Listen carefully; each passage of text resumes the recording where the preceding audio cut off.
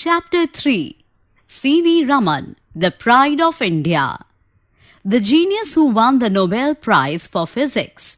With simple equipment barely worth 300, he was the first Asian scientist to win the Nobel Prize. He was a man of boundless curiosity and a lively sense of humor. On the busy Bow Bazaar in Calcutta, now called Kolkata, there was an old building. It was the headquarters of the Indian Association for Cultivation of Science. In December, on a fine evening in 1927, there was much excitement in one of its laboratories. Chandrasekhara Venkata Raman was showing a visitor some of his instruments when a young man, K.S. Krishnan, rushed in and announced, "Professor Compton has won the Nobel Prize." Raman was equally delighted. "Excellent news," he said, smiling at the visitor, and then he was lost in thought. "But look here, Krishnan," he said, turning to the young man. "If this Compton effect is true of X-rays, it must be true of light too." A few years earlier, A.H. Compton had shown that the nature of X-rays changes when passed through matter. The change was dependent on the kind of matter.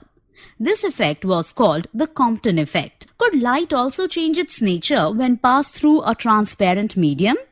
That was the question that Raman asked himself. For 5 years he had been doing research in optics, the science of light. No sophisticated equipment was available in his laboratory, but Raman was confident that he could find the answer with some modifications in his equipment. 4 months later, on March 16, 1928, Raman announced his discovery of new radiation, describing the behavior of a beam of light passing through a liquid chemical to an assembly of scientists at Bangalore, now called Bengaluru. The world hailed the discovery as the Raman effect. For the scientific research in this country, it was a red-letter day. His discovery caught the attention of the world.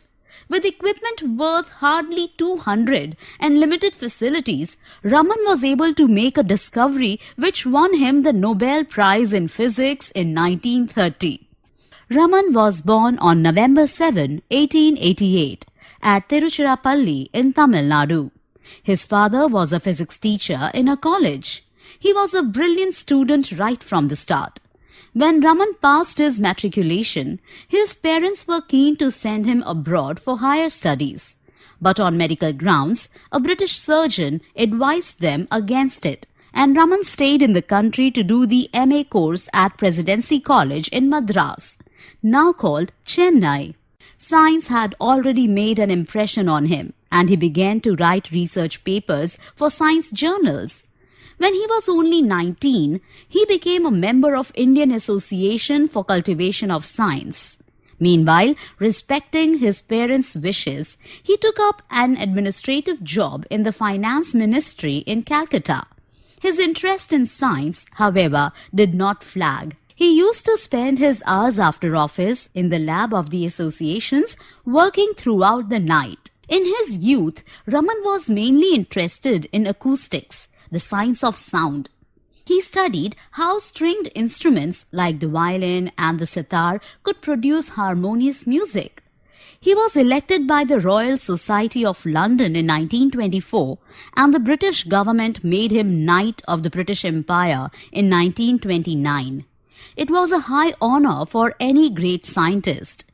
His advice to young scientists was to look at the world around them and not to confine themselves to their laboratories. "Man, the essence of science," he said, "is independent thinking and hard work, not equipment." C.V. Raman was the first Indian scholar who studied wholly in India and received the Nobel Prize. He was the first Asian and the first non-white to win such a great award in science. He passed away in 1970 on November 21, but his memories are with us. February 28, the day